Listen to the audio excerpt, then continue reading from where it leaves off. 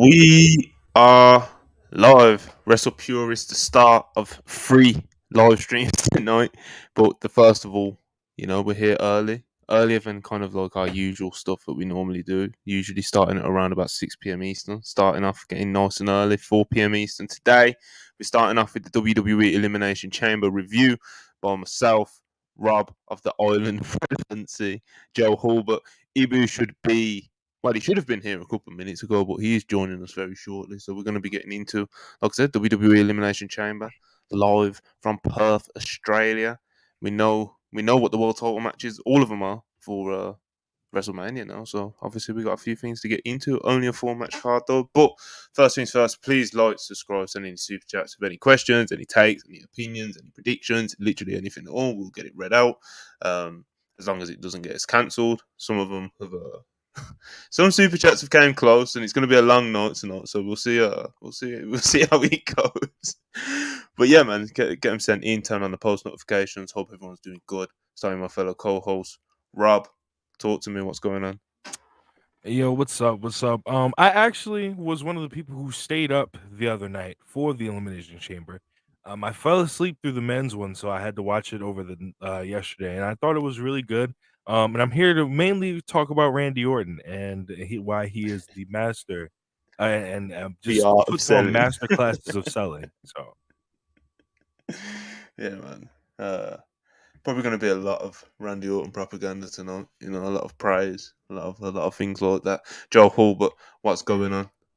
Yeah, I'm here for the same reason that Rob is. So we'll see. We'll make sure we allocate our time correctly tonight. No, but I'm excited to be here. As you said, triple header. First time ever, right? In Wrestle Purist. So it's got to be triple header. It's so. gotta be, man. So we're in for quite the night. Get your popcorn ready. Get it ready, man.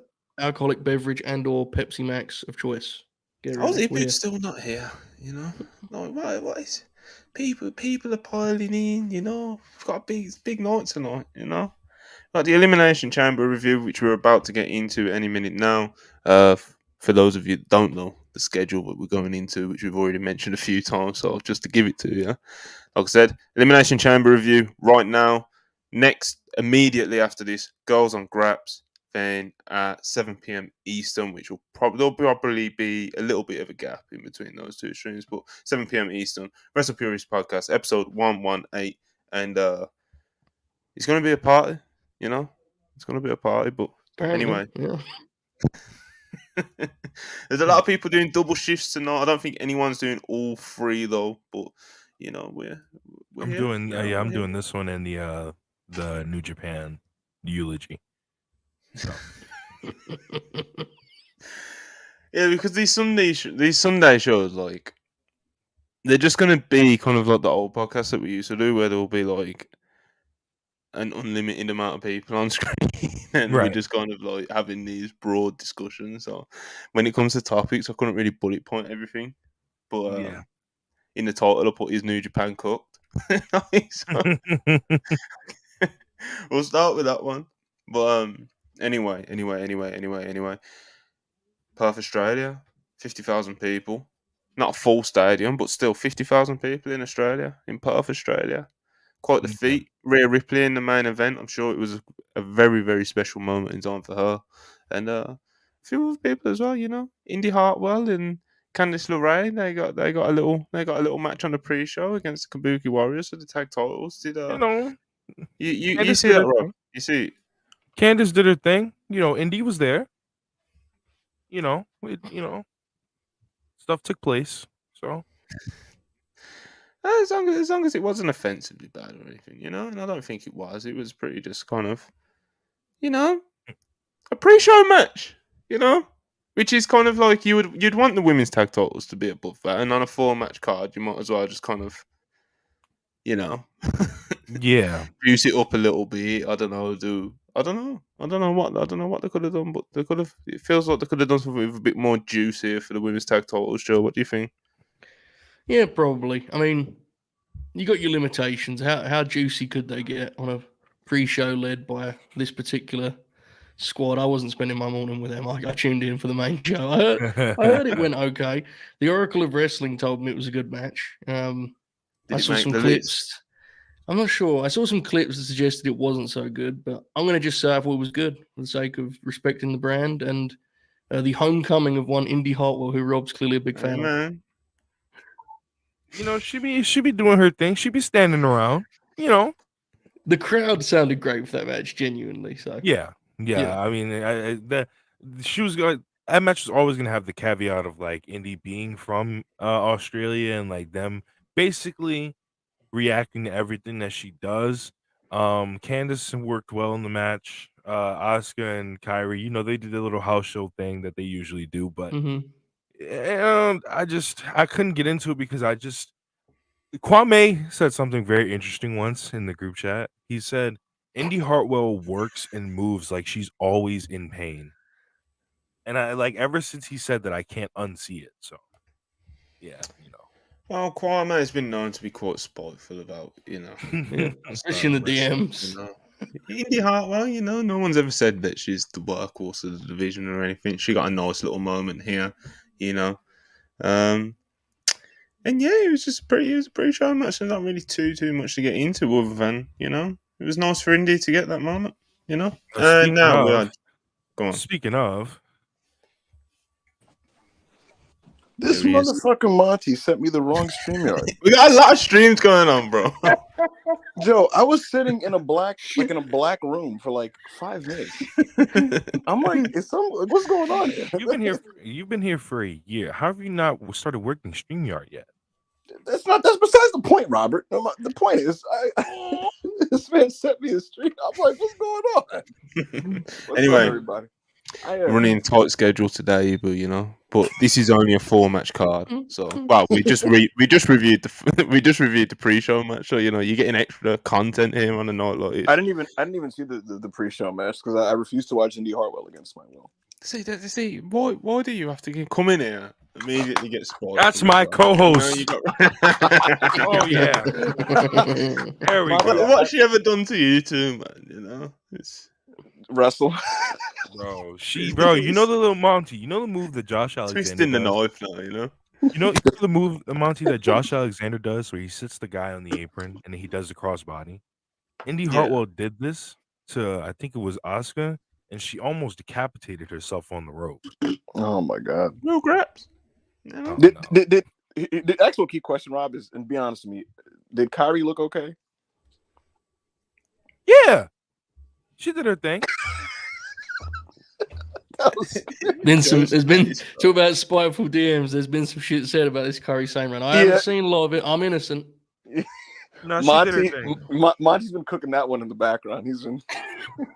There's been some shit said, man. It's been a little crazy. I'm just saying nothing. I'm just sitting here politely for no one's noticed. Joe. Mid last year, Monty was full like, Asuka fucking sucks. It's like, wait, bro, chill. Like, chill out. God damn, bro. It was that one. Listen, that Saudi match was scary. That Scouty match with Bianca was scary as shit. But she's recovering. It was that. Do you remember the Charlotte match in London on SmackDown that was like unhinged? Listen.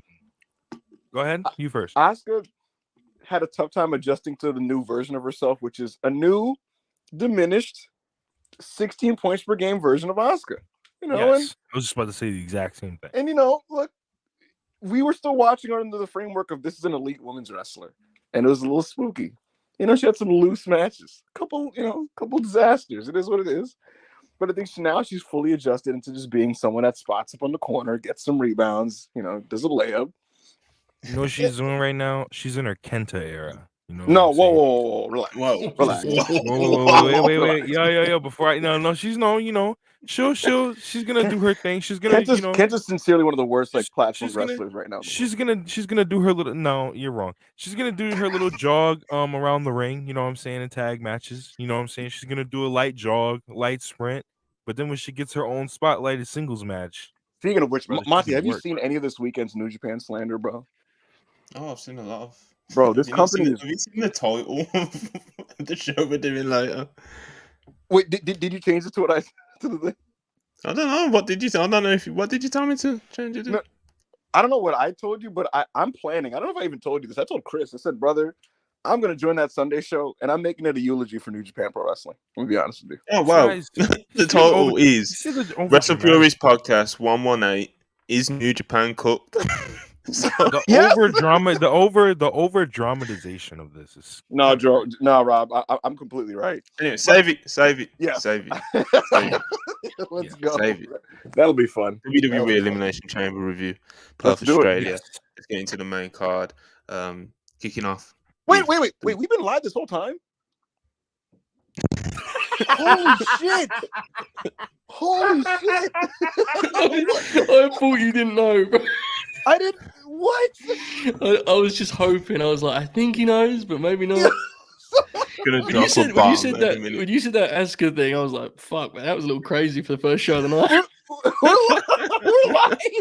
I was sitting there terrified. I didn't know what you were going to say about me. But Yo, anyway, I carry swear on. to God, that red live thing was not on my screen. That's fine. It was, but it's okay, bro. It's okay. You didn't do anything disastrous. I didn't Anyone take who has Wrestle been in a Wrestle Purist post show would know that that could have been very disastrous. I was terrified. I can't lie. I was terrified. Yo, You gotta I was say 5 something, minutes away Joe. from saying some crazy shit. I I'm was glad I didn't name terrified. any accounts. You know, Joe. Like I didn't. Ibu was about to start giving out scoops, and he was. Oh my God. Anyway, Oh man. WWE Elimination Chamber, Perth, Australia, opening match in the main show. Women's Elimination Chamber, won by one, Becky Lynch.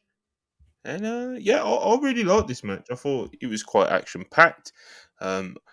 I'm not sure why, I'm not sure how, but like the way Tiffany Stratton's over in Australia, like at the press conference thing that they did over the weekend as well before the Elimination Chamber show, she was over at that. She was really over at this. She had a really good showing in this. She was probably one of the main highlights of the match, to be honest. So she came out of it looking really great. We had Raquel Gonzalez, we had Liv Morgan, Bianca Belair. Who am I missing, Joe? I love watching I don't know, Joe man. struggle with this one. It's been all week, Joe, Go pull up my notepad again. Now, You were Naomi was live in this there as whole well. time.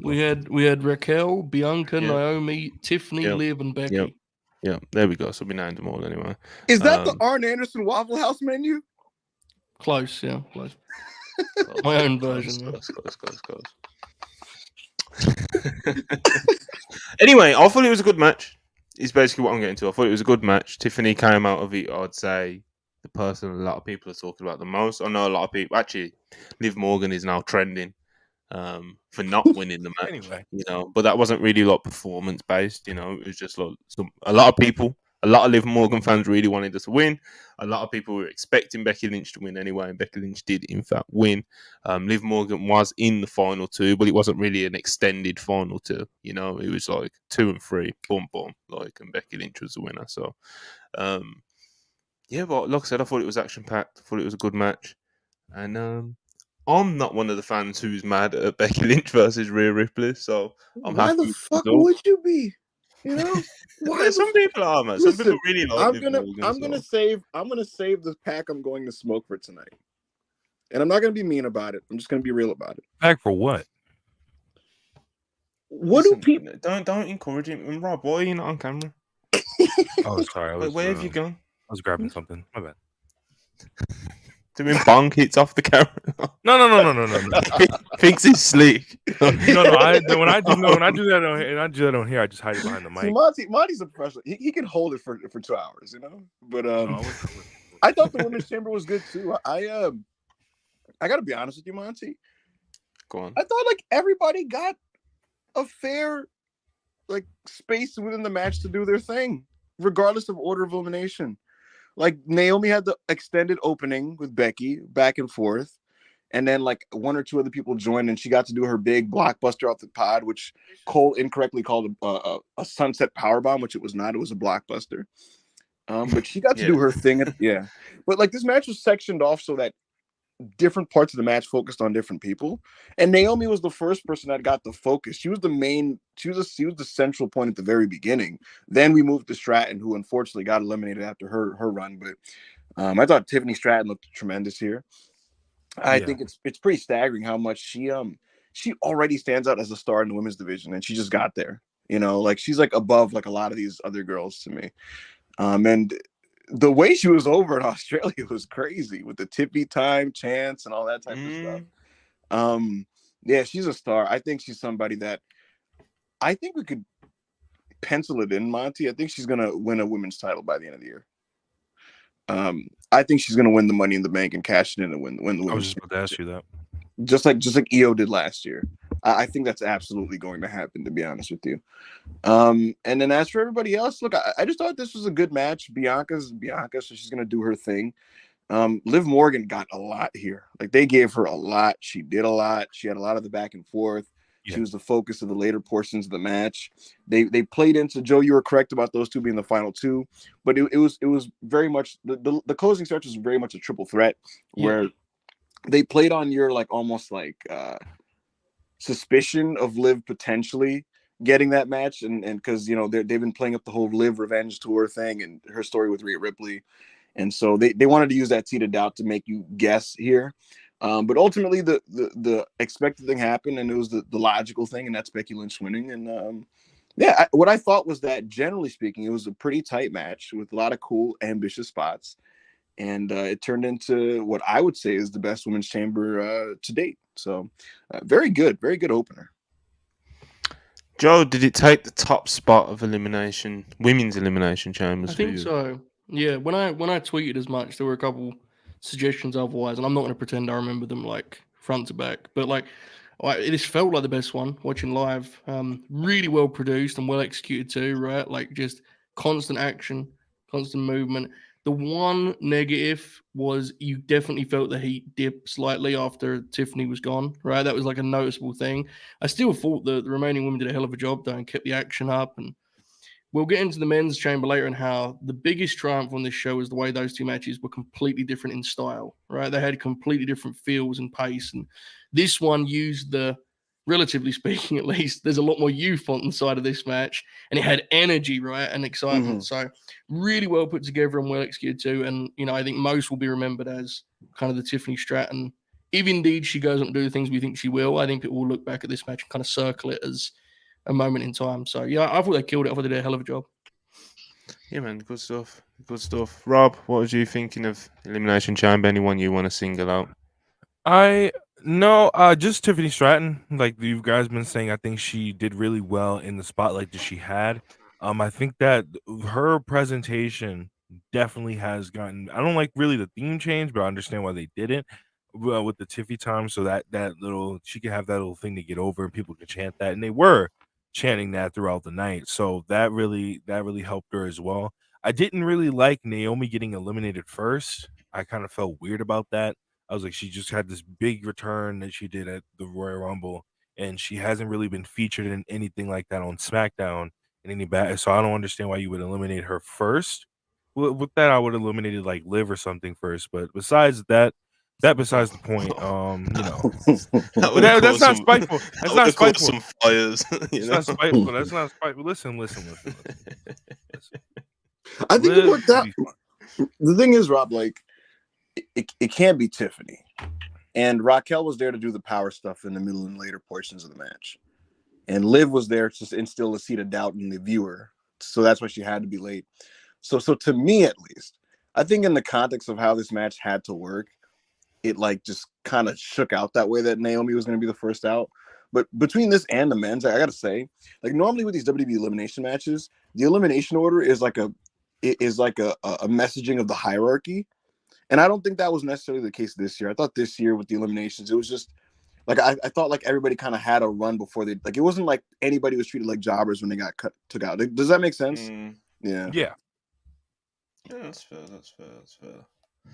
But yeah, I thought it was a very, very successful outing, to be honest. And I think you can absolutely make the argument that it's the greatest women's chamber that they've done so far. Obviously, there's still how many they've done? Not 5, sixth, I think. Sixth, I think. I don't think it was match of the night either, like some people think it was. But I think it's. I think a lot of this stuff's on the same level for me. But Yeah. Oh, around, yeah. Yeah, I think you can pick out any match on this show, I think, and be like, It's if a that's consistent what show. I thought. you know, Yeah. if that's what you like the most, and that's what you like the most. I don't think any of the matches like, blew any of the others out of the water or anything like that. Right. So, and I don't think any of them were like terrible or anything like. Well, not Mhm. even close to terrible. Actually, pretty much enjoyed all the matches at least to some extent. You know, Mhm. but like I said, none of them like particularly blew me away. But yeah, I just want to single out Raquel. You know, Raquel, late edition. Some people may have thought that that was Jay Cargill's spot. I know. I think might have been Dave. I know his hit record hasn't been amazing, especially with some of the recent stuff lately. But you know, it had been reported that Jade was going to be in that spot. There was kind of like that early spoiler a couple of weeks ago when it seemed like they accidentally uploaded the women's elimination chamber graphic up to the WWE website, and it had Jay Cargill on it. So you know there is some signs to suggest that this was a late edition of Raquel Rodriguez coming back, and I called her Gonzalez earlier, didn't I? Yeah, you did. So Yeah. did Paul I Levesque think I at did. the I was gonna say, press did Triple H do that last week or something? Yeah, he did. But yeah, it in Raquel press. Rodriguez. Just want to shout her out because you know she's been dealing with like a really bad skin condition. Yeah, you could see it flared up yesterday. Yeah, Kind she of was. like, She had I think it's mast cell Activation. activation syndrome, something like that. And Mhm. it's like I guess it's some part of like the X-Men family or something like that. But you know, very very uncomfortable stuff, you know.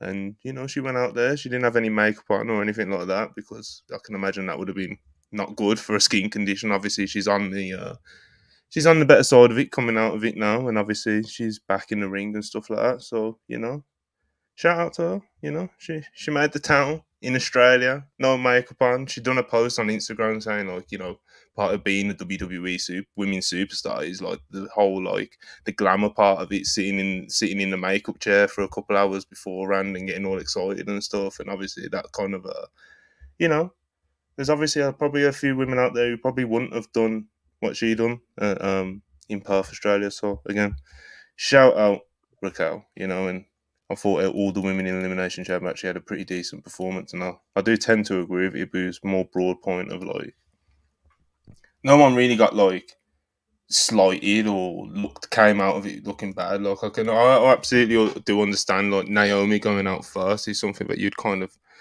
squint your eyes at a little bit, but she's not like she had a good showing in there, you know. All the women, like Ibu said again, all had the chance to kind of do their thing. So yeah, man. Let's do a few super chats. Showtime Spurs $2. I don't get it.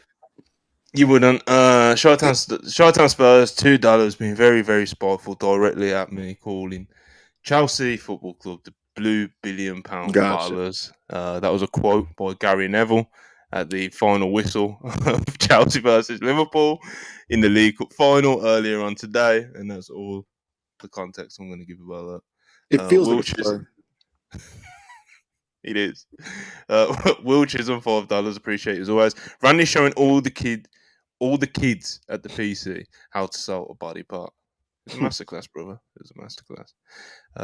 David Weymouth 999, appreciate it. Went to Limitless. Bitter taste last night. Some great local graps. Alec Price versus Leo Rush was fire. Megan Bain is a star. And Channing Thomas needs more eyes on him. Peep the replay on IWTV. I wish I had a couple hours to just be able to just pick out these random indie shows and stuff and watch them. If any of you guys heard of Channing Thomas? No, but I used to watch Limitless when Daniel Garcia was the ace of the promotion. I actually had an IWTV subscription for a couple of years there, and like 2020 to 2022, and I would watch the stuff he did with what's my man's name in the Workhorsemen, the big boy, JD Drake. JD Drake. Yeah, I watched him and Lee Moriarty and stuff, but no, I'm not familiar with Thomas. I'm looking forward to seeing how Megan Bain does in AEW. I'm curious how that goes. Yeah, same. She's just another person to kind of be. There is reason to be optimistic and enthusiastic about her addition to the AEW Women's Edition, so Women's Division. So yeah, man. Leo Rush, of course, everyone knows. Big fans of Leo Rush as well. So Appreciate the super chat. Indy Hartwell. Indy Hartwell 199. This is a shot directly at Rob and probably Ibu as well, but I think it was before Ibu joined. The fuck you say about me? Does anybody have any recollection of NXT booked her in the then named Persia Parada in a ladder match in the PC? And I tweeted that this was like malpractice. And I cited it because they were green. And then she directly responds to me with a picture of her in green gear. And she was like, green, you say? And it was like an actual thing on Twitter for a little bit. The match, by the way, went on to be like a dud. And Zoe Stark tore her ACL in the match. That was unnecessary. That was a long route to a victory lap, bro. That was nasty. That was so nasty. You know what's even nastier about it, Joe? At Come the on, time, man. I took the high road because people were tagging me like, Hangman, you were right, you're right. And I was like, listen, I don't like to be right about these things. I just wanted to save it for 2024 on a podcast. 2024. Yeah, of course. Anyway, Shameless. we ain't got enough time for all these diversions today. You know, We got 3 matches left. We're fine. Yeah, well, But we need I did 15 that minutes. We need 15 minutes to talk about Randy Orton. So. I did that. I did that Indy Hart. I responded to that Indy Hartwell super chat. How I responded to trolls. I just didn't respond. Hello Nova 499. Appreciate you very much. Yeah, man, appreciate it. Thank you. Hush 499. Appreciate you as always. I'm confused with the outrage. WWE has always done talking segments and entrance spectacles. The company always is entertainment first, and then wrestling. I mean, it is just the way they operate. It doesn't mean it's ideal, but Yeah. It depends. It depends to what extent you're complaining about it and what perspective you're complaining about it from. Like, if you're still tuning in, like, and acting like surprised, the way WWE like formats their shows, and it's like, come on, man, But like, if it's just one of those things, like, it doesn't mean it's good. But again, if you are tuning into it, like, expecting something else, it's like, why are you doing this to yourself? Because that's just not how it is. Yeah. Watch the replay, watch something else, I think. Go ahead, Rob. I was about to say. I think like you watch WWE content and watch their pay-per-view. You watch WWE shows weekly, or not even that. Or if you're one of these hate watchers, why do you watch and time how much? Like, I don't understand this. I've never really understood this. If you don't like the show, just don't watch and do like Ibu said like he said he did. Just don't watch the show as it's happening live and then watch it later, so you don't complain. I don't understand. I got through the show in about 2 hours and 10 minutes, but here's my thing. The pacing isn't ideal, and I think we all agree with that. It's less than not ideal. It's ridiculous. Like, that's what I mean. Like, I do understand it, but it's just kind of the perspective you look like going into it from. What I'm getting at though is some of the conversations are centered around people going like, they did a talking segment on this show. What the fuck are you guys watching? And to that I say, like the audience that this is for, like, was bang into the talking segment, like, and obviously we're probably going to get into that soon, but I don't care for talk show segments, but like, I think it's undeniable that it was hot in the building, and they got a big star in the match, and they shot an angle to where now Cody's probably facing The Rock, at least in the singles setting. I'm still thinking it's going to be a tag, but the point is, like, in context, it's like, talking segments have happened on WWE shows, and their audience, like, they don't have an issue with that type of thing. It's never been a robotic, like, match and pay-per-view type of promotion. The talk segment main evented WrestleMania. Well, that led to a match, to be fair. Yeah. Yeah, man. It's, again, I just think it's more the perspective you look at it. It's like, yeah, the pacing and some of the shit, the way they do the pay-per-views, like, taking 3.5 hours to do a 4-match pay-per-view is fucking insane. Like, but if you're going into it being like, why is there a talking segment in the middle of the show? It's like, Monty, I literally tweeted. Monty, I tweeted a week ago. And people were like, man, like, people were like, what do you guys think of the shitty card or whatever? And I was like, the actual problem with the card is that it's 4 matches, and they're gonna take 3.5 hours to get to these 4 matches, and that's exactly what happened. So I knew what it was, and I made sure not to stay awake for it. So none of this came as a surprise to me personally. Will Chisholm, $5. Appreciate you as always. So that's why WWE is trying to get Julia, so they can have Asuka's replacement in the starting lineup. Lol. I don't think that's what they're doing. It's kind of crazy. Joe, can Julia replace Asuka's rebounding and distribution? I'm not going to to pit those two talents against each other. Yeah, but there's no reason to do that, really. So There I is will no not be doing reason. that. Was that a bit aggressive on my end? Was that a bit? It was. Trying to put people on the spot, you know, who would do that? I definitely did not do that on Monday with just a thug. I can't even remember what match we was reviewing, but It was Ospreay and Oku. oh, of course it was. That was a good segment. Yeah. Anyway, Plethora, $4.99, appreciate it. Tiffany is the proof. NXT 2.0 was better than those NXT black and gold geeks. She's the pride of the AWA. Hey, all your favorite guys, all your favorite wrestlers that are on the main roster right now, like Kevin Owens and Finn Balor and Seth Rollins and Roman Reigns, guess where they came from? The AWA. Greg Gagne or Vern Gagne. Yeah, go fucking.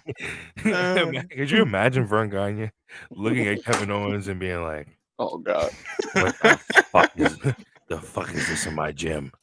Look, at the end of the day, when they were making the transition with NXT, I said at the time that like this could be very fruitful, and that time will tell. And when people were like making sweeping takes about 2.0 as a show, I said that realistically, the validity of this show will depend on how well these people pan out on the main roster.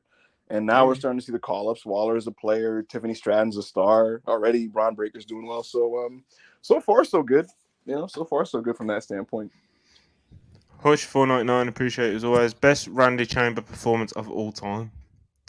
Well, he has been in the most of them. So, that does actually count for something, you know? I forgot As what does it read as a sentence, you know? Yeah, I was best watching. Best Randy Chamber performance of all time. What a beast. Suddenly he's back like a god, then does one bump every 5 minutes. Bro, I don't even think he did that. He bumped. He bumped. He did bump. I don't know if he was hitting one every 5 minutes, you know? Anyway, does one bump every 5 minutes, 90%. Does 90% of his offense. He's a beast. You know, Darren Walker, £5, appreciate it as always. Will Joe review Kojima versus Minoru Suzuki next Friday in MLW? This is a Joe Hulbert match review. Mystico versus Rocky Romero is on the same show. I may watch the Rocky match. I'm good on MLW. Going for it with the international matches, you know. Yeah, I'm good. MLW hosting that match means I know exactly what that match is going to look like. I could write that review now, bro. That's not necessary. The funny thing is, Monty, there's one person on this panel that will watch the show in its entirety. Oh, yeah. The big man. I'll tell you what. Look at the pride. Anyway, we're diverting again. Will Chisholm, again, appreciate it, $5. That was that weird, bad NXT 2.0 when Zoe and Io was a tag team because Vince didn't want Io on the main roster. Yeah, really, really unfortunate time. There was a lot of weirdness with kind of, you know, the dynamic between like Vince and Triple H with the call-ups and stuff. That was a weird moment in time. Oh my God. Jonathan Gomez, $5, appreciate it. He repeat this. Cody Cutter, kick out. Crossroads, kick out. Spear, Samoan Spike, Samoan drop by Jacob Fatu. Another spear, hashtag, and still. Like what Paul Heyman be doing? Oh, Joe Holbert, did you see the clips circulating the internet this weekend coming out of Jacob Fatu and Zilla Fatu's tag team in GCW? I did, yeah. Bookmarked, noted. Oh man! Oh my God! I might get into that. You know, I can't lie. I need them to hit that on Cody. I wasn't a Zilla. Something about Zilla's vibe. I'll be honest. I'm transparent. I don't know much about this guy. Right? When I first saw clips of this guy, there's something off-putting about him, and I couldn't put my finger on it. There's something off-putting about him. But in like 2 months, I don't know what he's been eating. In 2 months, he's put on some muscle, and now I'm seeing him walk out there with Jacob, and he's just jacked. Like he looks like a jacked super Uso. And he's walking out there with Jacob, and I'm like, all right, you know, all right. You know, for MLW, it wasn't MLW. Jacob left. We're going back to Elimination Chamber now, back to the review, people. And next up, we got the tag team title match: Judgment Day, Finn Balor, Damian Priest versus the new Catch Republic, Tyler Bate, Pete Dunne. Good match. Maybe a bit long in the tooth, for some would say, you know.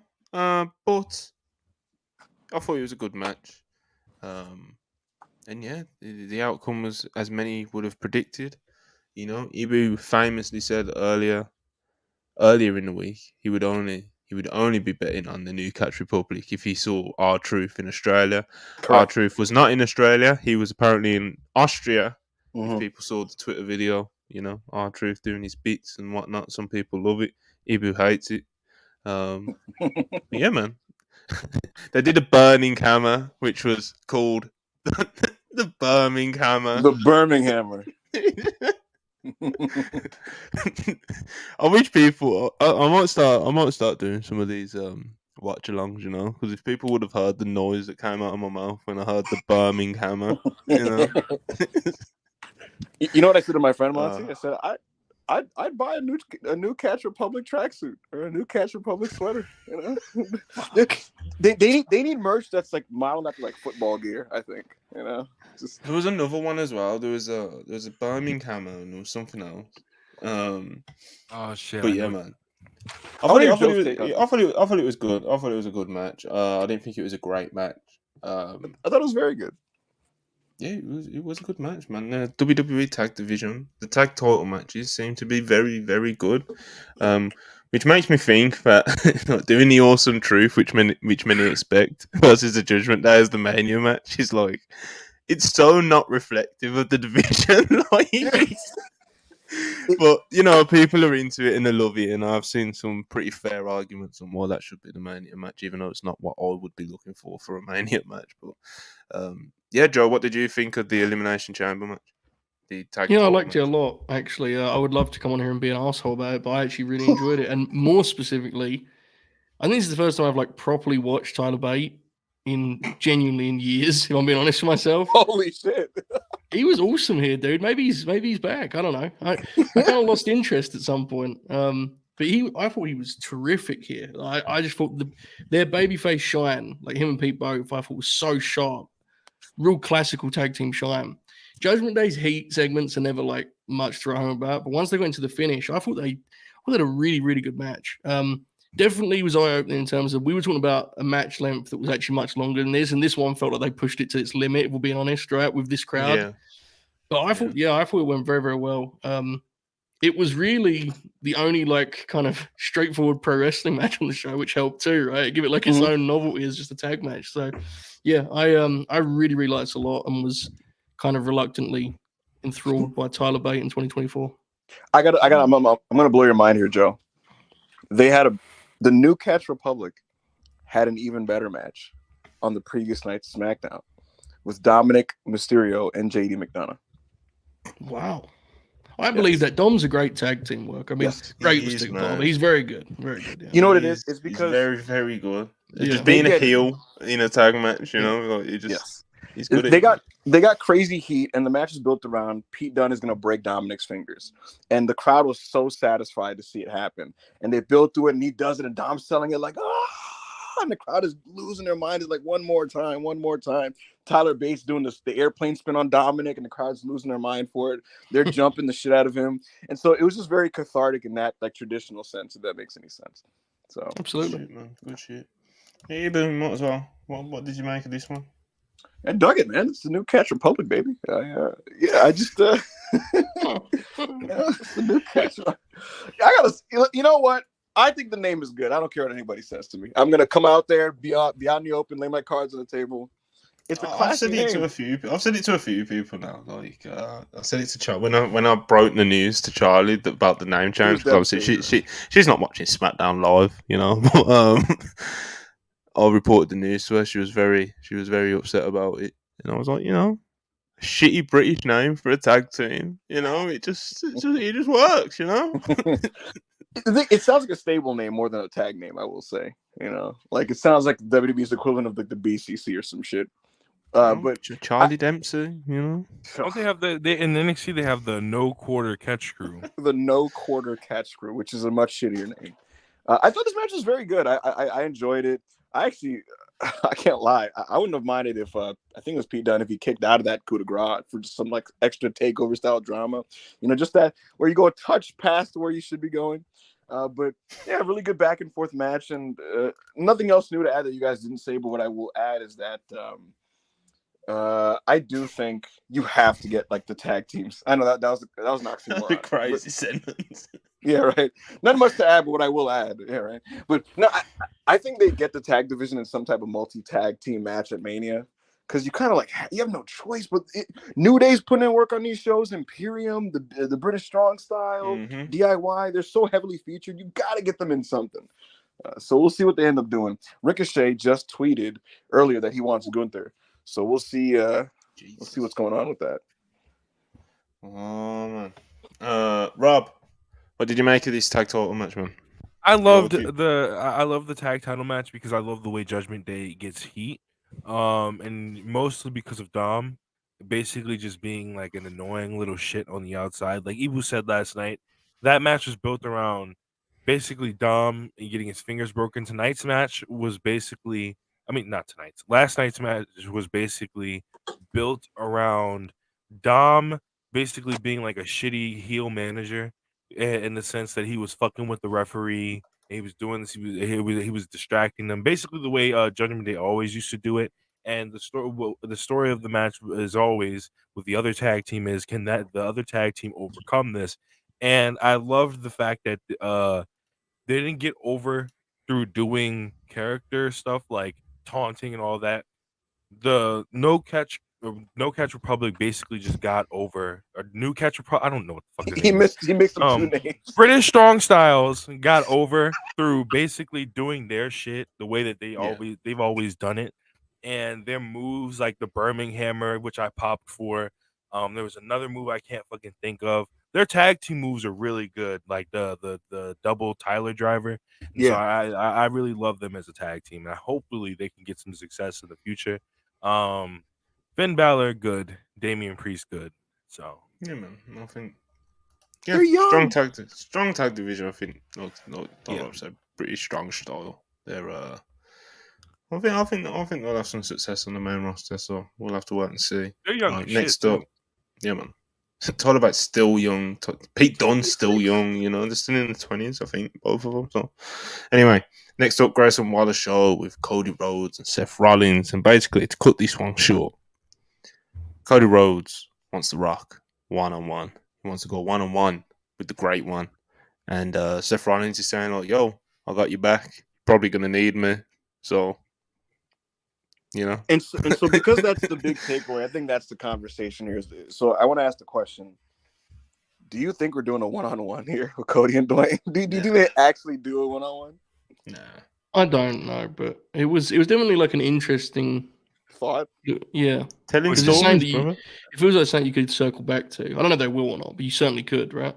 Joe, I don't want to say gun to your head because that's dramatic, but like if you had to really decide, what would you rather see on that night one? Cody and Dwayne? Cody and Dwayne.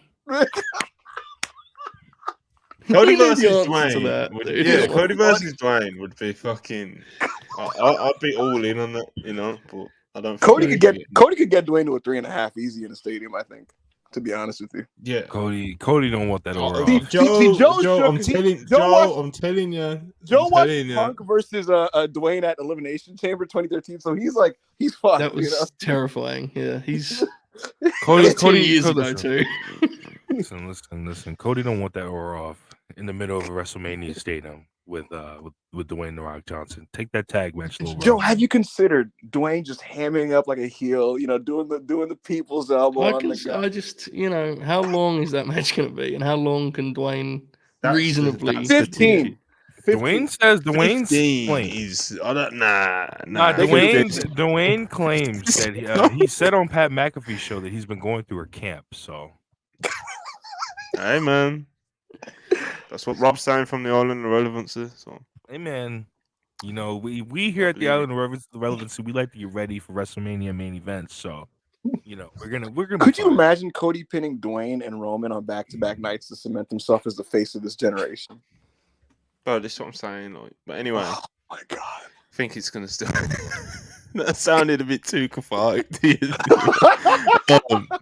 contain yourself. Anyway, this is a podcast. This was WWE talking segment, especially in the middle of a stadium, in the middle of a pay-per-view, are what they are. Grayson Waller done his heel shtick. Theory done some heel shtick. Theory got his ass kicked, and Waller didn't help him. Now some people are. What do you think about all this? This small set, not kind of smallish, but not insignificant section of WWE fans that are just dying For for heels, Austin for Theory to turn as a baby face. Yeah, it's weird. It's weird and like an incorrect opinion. That's not so mean. It's literally like what you want is wrong. So, I've seen this. Like, I feel like, yeah, man, babyface Theory is gonna cook. We need babyface Theory. It's almost as bad, Monty, as because that exact same crowd is also going, man, if Solo could only go back to NXT Solo, if he could just be NXT Solo, we'd be cooking. I'm like, what did you think NXT Solo was? 05 Joe? Like, what are you guys talking These about? niggas treat him like he's this urban legend that was like Yeah. godly. I don't know, I'm just what's like, going on there, but anyway, gotta keep it moving, people. Men's chamber, Drew McIntyre gets the win as he was the favourite, and in this one, I'm gonna try and remember all of them off the top of my head. Drew McIntyre, Bobby Lashley, Logan Paul, Randy Orton, Kevin Owens, LA Knight. Joe did it. I like this as well, man. I like this chamber. I like this chamber match as well. I'd have to go back and have a look, but I can't remember the last time I liked both chamber matches. Never. So I like both of these matches. Of course, we've already mentioned him a few times. Randy Orton doing. Joe Hulbert, walk us through the art of selling by Randy Orton on Saturday morning. Well, the art of selling at its most raw is making someone deeply uncomfortable when they watch professional wrestling. And I can tell you that this match will be remembered for me personally as an experience of sitting there and being genuinely terrified that Randy Orton was about to retire in the middle of a wrestling ring, because he did a DDT on the outside of the chamber and spun in agony. And the only thing I was thinking was the announcers did make a point of it, which when you're a nerd like us is kind of like a tell that maybe this is where they're going. But he gave the match like an emotional hook and like a centerpiece to build around. Because no matter what action was going on around him, no matter what chaos was going on around him, the whole time you were looking, I was anyway, thinking, is Randy up yet? Is he moving? So it became this fascinating experience. And then he would have these bursts of offense where by the way, he never ever stopped selling his back, right? The whole time he was selling. Yes. Like, even when he pinned guys the RKO, he would lay there and act. Just extraordinary. And he's always been great at that. But now he has this weapon to play with of us all thinking that he may actually be messed up. And he might be. I don't know. Right? I mean, he had a serious back problem.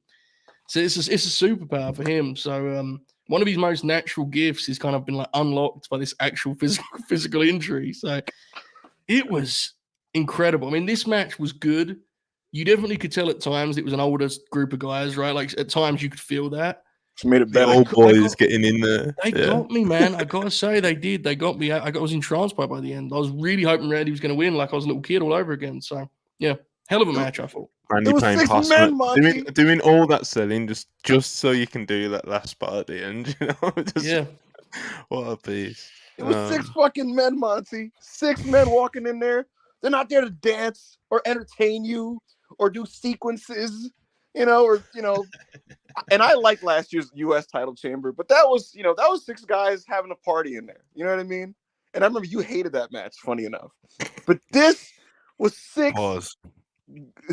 This was 6 grown men just banging in there and slamming and bumping and just fucking snarling and lariating each other and shit. Bobby Lashley, it's all impact, it's all power. Drew McIntyre, just a big motherfucker in there. Kevin Owens, 1 foot. His foot is still fractured, folks. He has a fractured foot. And you think, oh my God, his main ability is his creativity and the PWG style offense. But even without that tool that he can't really do, his passion and emotion gave this a real humanity to the proceedings, because he's in there with Logan Paul. He just wants to beat the shit out of him. You believe that he hates Logan Paul. And he was great in that regard. His bumping was awesome. Randy Orton, like Joe said, I thought he was going to paralyze himself. Every move he did, like the power slam and his later RKOs, he kind of pops up and does that like face after. Yeah. All you hear is him. Oh! And you're watching, you're like, Randy, stop! Like, just stop! What are you doing? So this was just lived in. It felt like dudes trying to hurt each other. And that's what I want out of my multi-man matches, where the winner gets a title shot. That's why I love the Money in the Bank. And so the more I thought about this, the more I liked it. Like it didn't have blood or things like that, but there was just a charm to just seeing like how hard these guys went. I thought everybody looked good in this, to be honest with you. And I ended up thinking, for me, that this was the best match of the show by like a slight distance. It'll be reflected in my spreadsheet ratings. But yeah, shout out to Randy Me and Orton. Jamie are the only people that see everyone's. Exactly. Yeah, you said that like it was public record. You guys are gonna have to guess. No, because I thought everything on the show was good, but I thought this was great. I thought this was a great match, and Randy's performance was awesome. And Drew McIntyre won the chamber, got the big pyro. He is certainly a guy that is not re-signed and is potentially going to leave this company. Totally. Rob, what you make of it? I'm going to reflect the sentiments of Ibu and Joe in the fact that Randy Orton is literally like one of the greatest sellers of all time. It's kind of crazy how, like him from the first DDT that he did where his back landed on there, all you heard was him screaming in agony. And you just keep watching him. And my favorite part of the match is him and Drew. I think at the end, right after Logan Paul gets eliminated, and he's standing there, but he's kind of like hunched over like an 80-year-old man standing there. He's like, just to go nose to nose with Drew McIntyre. I loved the part where he hits the RKO on Drew, and he got knocked the fuck out by Logan Paul with the brass knuckles, basically insinuating that something is gonna. Because all these people in this match hated Logan Paul, besides like Drew McIntyre. So basically, this insinuates to me that something is going to happen with him in the U.S. title of WrestleMania. I loved AJ Styles flying. A correct Joe Holbert prediction. There we go. I got the AJ thing right too, right? Rules about bringing I love. This is your comeback season, Joe. AJ flying across the world to stop his op from winning, his biggest op from winning the Elimination Chamber was so godly. So I love that. But yeah, man. But yeah, some Mania directions as well coming out of it. Even in the women's chamber as well. Obviously, the other one being Becky and Rhea. That's obviously official. Some people are thinking, what is it, Tiff and Bianca? Maybe, yeah. Yeah. Then obviously in the men's, you've got Randy and Logan potentially. You've got LA Knight and AJ Styles potentially. Kevin Owens, who was confused going into it last week. I have no answers. I think it's going to be Logan. Personally, it's going to be Logan, Kevin, Randy in a triple threat, and LA and AJ are going to do their own match. I wouldn't recommend that, but that's what I think they're going to do. One other tidbit that popped me, when Bobby Lashley spears Logan Paul through the pod, they mute the volume, but you could see him saying it. He goes, "Fuck! Oh, shit!" Bobby was in all you hear, he's like, "Fucking hell!" God, them dudes are beat up, man. That was a grizzled lineup. It's 5 beasts, and then obviously you got Logan Paul, the social media star, who's new to the business, but he's like a prodigy talent-wise. So and any muscle could tear at any point, Monty, between those other 4 guys. Like, yeah, man, good shit. We enjoyed it. We've got just under 10 minutes to talk about this Nia Jax triumph.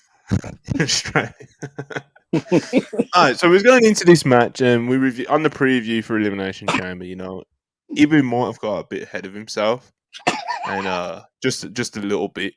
But I was going into it quite optimistic. Joe was kind of optimistic, but had his very, very, very fair worries. I think we all had worries, because it's just one of those matchups. You never know how it's gonna go, and Rhea Ripley getting a big moment, main event in a pay-per-view in a home country in Australia. As I said at the start of the show, very special moment for her. And honestly thought that the two delivered what they needed to deliver. Rhea kind of triumphant over the monster of Nia Jax. Nia Jax did take a lot of the match, monster of course. Among women. And there were some parts better than others.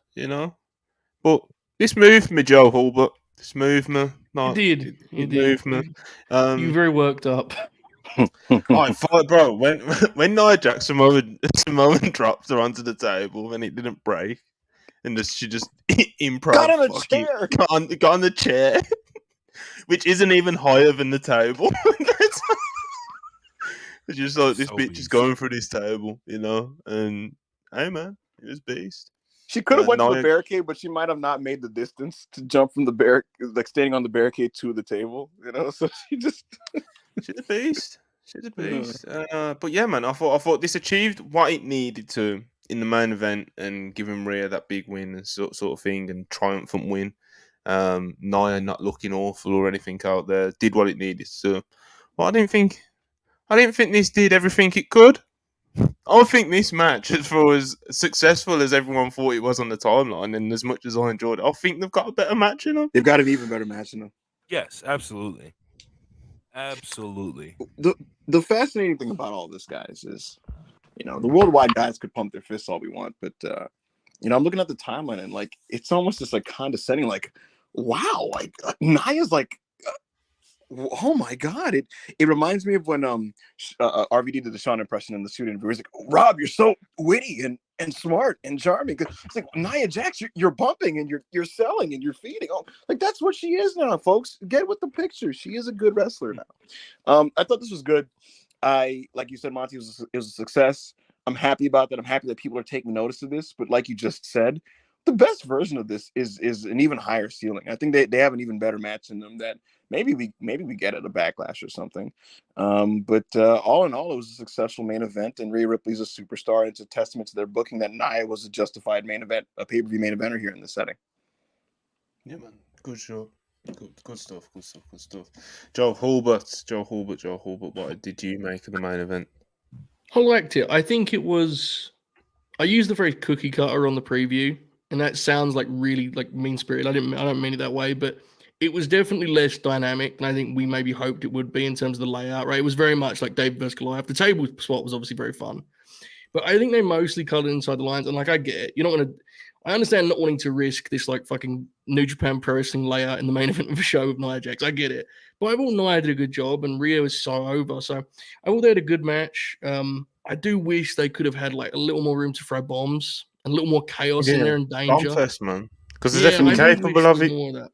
Yeah, I do wish there was more of that, but they played it a little safer, and I think ultimately that was a smart move because the crowd liked what they did. They had a classical kind of, again, David vs Goliath. So I like the match. I think Nia's match with Becky was better, which is part of what makes what Ibu was talking about funny. Is like everyone was like losing their shit over this match. I was like, I didn't think it was really surprising in that way, but this is what she's been doing. it was a good match. It was a good match. Yeah. I thought all 4 matches were good, honestly. So yeah, the wrestling on the show was good. Rob, Loved it. It's exactly what it should be. Like I said on my account, this is how we should build. How they built Nia Jax for this match specifically is how we should build contenders in the future. Not just throwing them out there in random promo segments and stuff like that, like they've been doing for all our challengers. And I'm excited to see what she does with Becky at WrestleMania. yeah, man. Good shit. Nia Jax, getting the job done. Making us proud. Bell to bell, this blew the Royal Rumble pay-per-view out the water and was better than a couple of those B pay-per-views last fall, I thought. Yeah. A couple of super chats and then we're gonna get out of here, man. Hush499, appreciate it as always. Y'all think they're gonna have Truth kick out of the Razor's Edge plus coup de grace? No.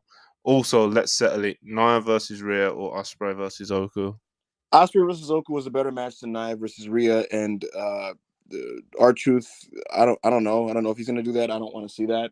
In a perfect world, they just make the Awesome Truth match a match against JD and Dominic at Mania. I think that's a good compromise.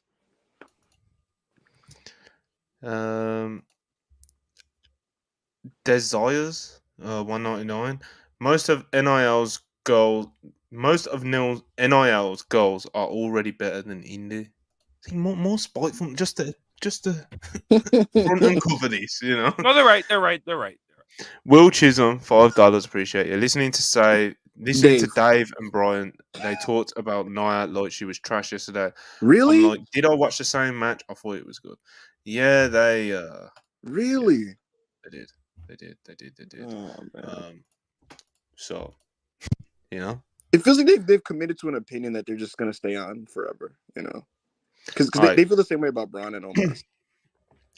Elimination Chamber, only a 4-match main card. Obviously, we did talk a little bit about the pre-match show as well. So, 5-match card, 5-match review. Just a little hour off us. We're about to all move over to Goals on Graps. Goals on Graps is starting in about 90 seconds.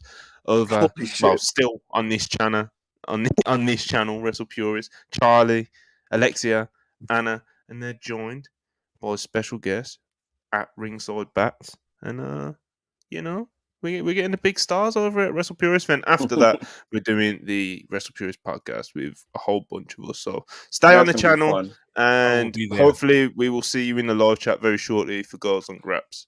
Peace.